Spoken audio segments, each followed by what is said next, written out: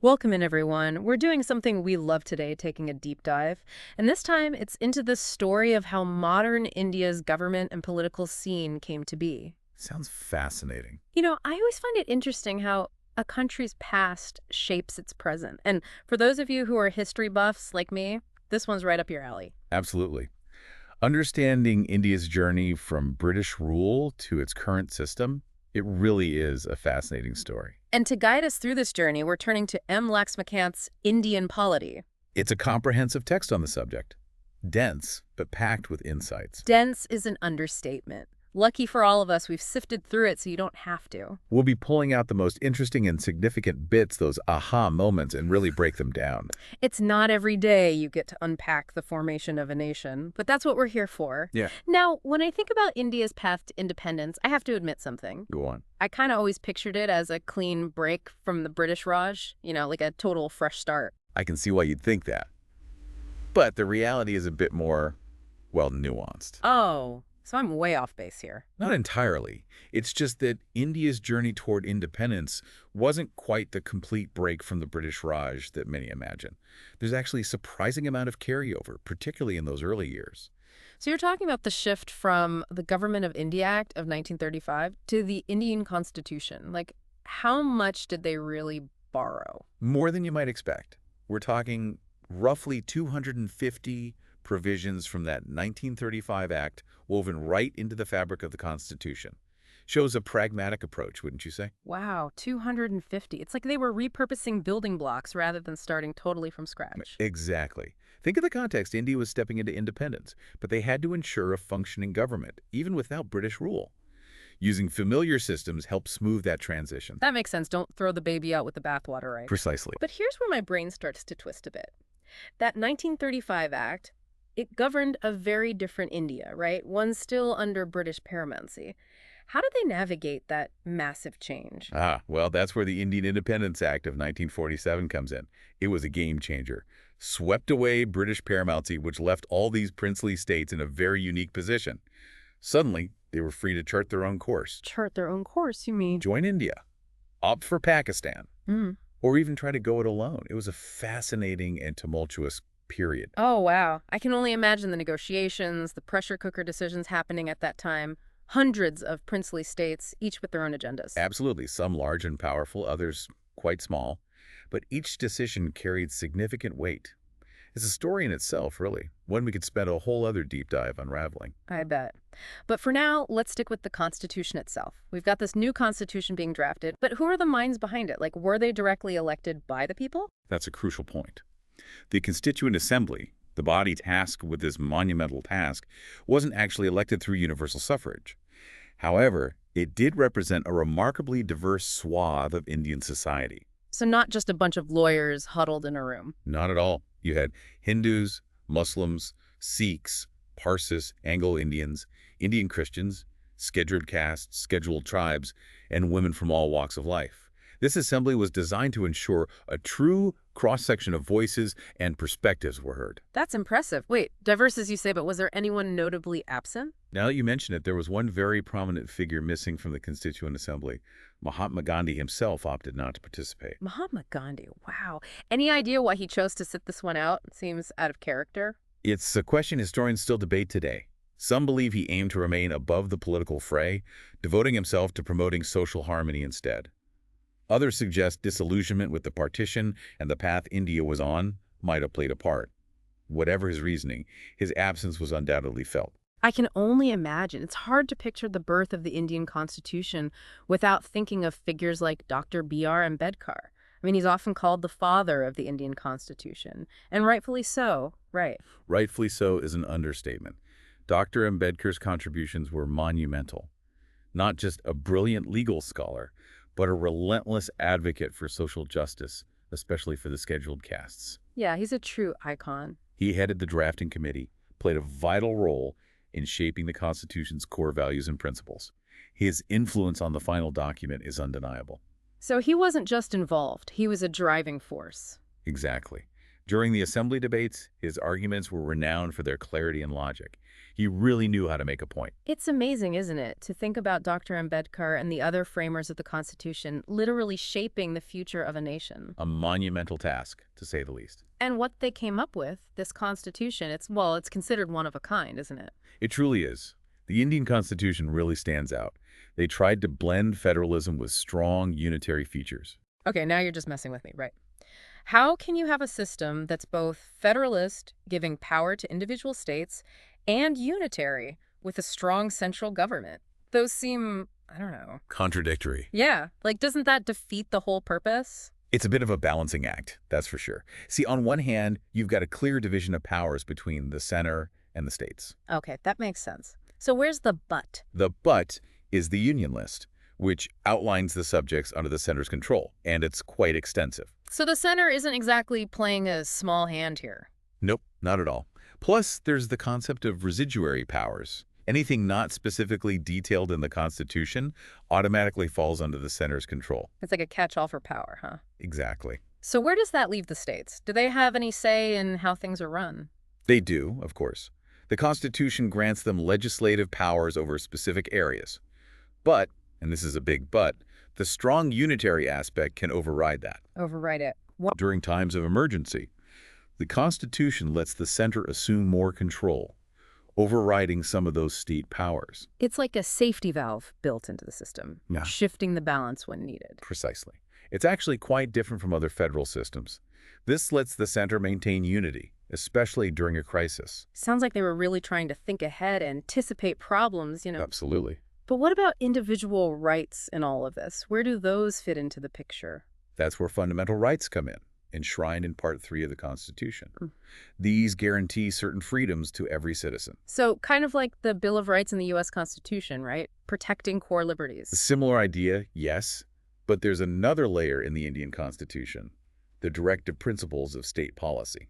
Directive principles. I'm not going to lie, I'm drawing a blank here. What are those exactly? Think of them as aspirations, goals for the government to aim for, guidelines for a just and equitable society. Okay, but they're not legally binding like fundamental rights are. Like you can't sue the government if they don't achieve a directive principle. Right. You're exactly right. Yeah. They're not justiciable. You can't go to court to enforce them. More like strongly worded suggestions then. Well, I wouldn't go that far. They carry moral and political weight. Governments are expected to keep them in mind when making policy. It's a statement of values. This is the kind of nation we strive to be. Okay, so you've got fundamental rights protecting individual liberties on one side and directive principles guiding broader social policy on the other. What happens if those two things clash? That's where it gets really interesting. It leads to some fascinating legal battles, actually. Like what? Take Article 31A of the Constitution, for example. What's special about that one? Well, this article was specifically put in place to protect land reform laws. You see, some people were challenging these laws, saying they violated individual property rights. So it was a conflict between the greater good and individual rights? Right. And in this case, the directive principle of achieving a fairer distribution of land trumped individual property rights. Fascinating. So they really did build in this tension between individual rights and broader societal goals. They did. And it's an ongoing debate, not just in India either. This is giving me a lot to think about. But this Constitution, it's been around a while, right? Things change, so it must have too. It has. Quite a bit, actually. Really? In what ways? The Indian Constitution is actually one of the most frequently amended constitutions globally. We're talking over 100 amendments. Over 100. Wow. There must have been some serious disagreements, controversies to bring about that many changes. There have been. One that stands out is the amendment that brought in fundamental duties. Fundamental duties. What are those? These outline the obligations expected of every citizen. So not just rights, but responsibilities as well. Interesting concept. But I bet that wasn't universally loved. You're right. It caused quite a stir. Some argued that it was an unnecessary burden on citizens. Others questioned how enforceable these duties could realistically be. It's a debate that's still going on today, I imagine. Absolutely. And then there's one of the most fascinating developments, the basic structure doctrine. The basic structure doctrine. Okay, now you've got my attention. What is that? This is where the Supreme Court stepped in to set some boundaries. They ruled that some core principles of the Constitution are basically untouchable. Untouchable? How so? Parliament can amend the Constitution, sure, but those core principles, that basic structure, are off limits. So it's like a safeguard, preventing any fundamental changes to the Constitution's DNA. That's a great way to put it. It ensures that even with amendments, the Constitution's essential character remains intact. A bold move. I can see why they call it the basic structure. It's the bedrock of the whole system. Ex This is all so incredibly intricate, but I have to say it's making a lot more sense now. We've gone from the remnants of British rule to the Constitution itself, but what about the actual political landscape in India today? well, that's where things get even more interesting. Indian politics is dynamic, ever-evolving. And one thing you have to understand is the rise of regional parties. So it's not just a two-party system like we often see. Oh, not even close. Regional parties have gained a lot of influence. Things like cultural identity and demands for more autonomy from the central government play a big role. Makes sense. Can you give me some examples of these regional powerhouses? Sure, you've got the DMK in Tamil Nadu and the Akali Dal in Punjab, for example. These parties have huge sway in their states, often playing kingmaker roles in national politics, too. So you've got national parties and these strong regional players. Do they ever cooperate, or is it a constant battle for power? Well, that's the thing about Indian politics. It forces cooperation. Coalition governments are a key feature. Coalition governments, meaning? It's rare for one party to win a clear majority in parliament. So different parties have to team up, form coalitions to reach that majority and govern. That must lead to some interesting power-sharing agreements. You can say that again. Coalition governance is all about compromise, negotiation. It can be tricky to maintain stability with so many different voices and priorities. I bet. Is there anything else that makes Indian politics, well, uniquely Indian? Oh, there's the phenomenon of defection. Defection, as in politicians switching sides. You got it. It's been a persistent issue, often leading to instability, even the collapse of government. Wow, that's pretty intense. Have they tried to do anything about it? They have. India actually has an anti-defection law known as the 10th Schedule of the Constitution. What's the thinking behind that? What's it supposed to do? It aims to stop politicians from just switching parties on a whim, maybe for personal gain, trying to bring some stability to the system. Sounds good in theory. I'm guessing it's not perfect, though. You're right about that. The law has its fair share of critics. Some argue it stifles dissent within parties, limits a politician's ability to vote their conscience. It's kind of mind-blowing when you think about it. This whole system, this democracy, built on such a complex foundation. It's definitely not simple. We've got this vibrant democracy, but also this history of defections, coalition maneuvering. It makes you wonder, how does India keep everything running smoothly? Like, are there systems in place to make sure things don't go completely off the rail? There are, and they're crucial, absolutely critical to a healthy, functioning democracy. Okay, so like safeguards built into the system. Exactly. You need those checks and balances. One key element is independent institutions.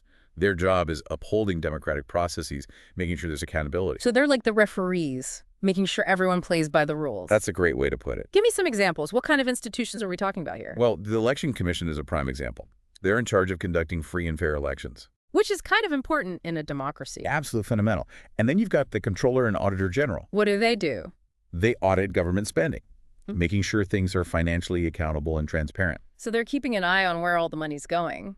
Essential. Absolutely. Think of them as watchdogs, preventing abuse of power, maintaining that public trust. Makes sense. But in a country as diverse, as complex as India, I imagine safeguarding human rights is a whole other challenge. It's a huge undertaking. And it's a major focus in India's system. How so? You have the National Human Rights Commission and then counterparts at the state level, all dedicated to addressing human rights violations. Okay, that makes sense. But do they have any real power? Can they actually enforce anything, or are they more like advisory groups? They have some powers, yeah. They can launch investigations if there are complaints. They issue reports, recommend actions that need to be taken, But they can't directly punish anyone. Right. They can't directly punish the violators. Their power is mainly in bringing those injustices to light, mobilizing public pressure, pushing for change. So they're like advocates within the system, pushing for justice and accountability. That's a good way to think about it. And it shows how important a vigilant citizenry, a robust civil society really are. They're essential for holding those in power accountable. Wow. It's clear that India's journey has been far from simple. From what we've discussed, from those early echoes of British rule in the Constitution to the complexities of political parties, elections, and the institutions that try to keep everything balanced, it's been quite a journey. And we've only just skimmed the surface. It's a story that's still unfolding, still being written. That's what makes it so fascinating. While I was researching for this deep dive, one phrase really stuck with me. It's indestructible union of destructible states. What's your take on that? It's a powerful statement for sure. It gets right to the core of India's unique federal structure. The idea is that the union itself, India as a nation, is considered inviolable, indestructible. But the The states, states are different. their boundaries, their powers, those can be changed. They can be restructured, even dissolved if needed. Wow. It's like saying that the whole is greater than the sum of its parts. Exactly. The Constitution recognizes the incredible diversity, the autonomy of the states, but it ultimately stresses the unity, the integrity of the nation as a whole above all else. It's like this incredible balancing act on a massive scale. It really is. And with that thought, I think we'll leave our listeners with plenty to ponder. Hopefully, this deep dive has given everyone a good understanding of how India's political landscape works. It's complicated. And hopefully it inspires people to learn even more, whether it's the roles of those independent institutions we talked about, or the rise of regional parties, or the debates about human rights and social justice in India. There's so much more to explore. It's an invitation to keep digging, keep learning. Thanks for joining us for this deep dive, everyone. Until next time.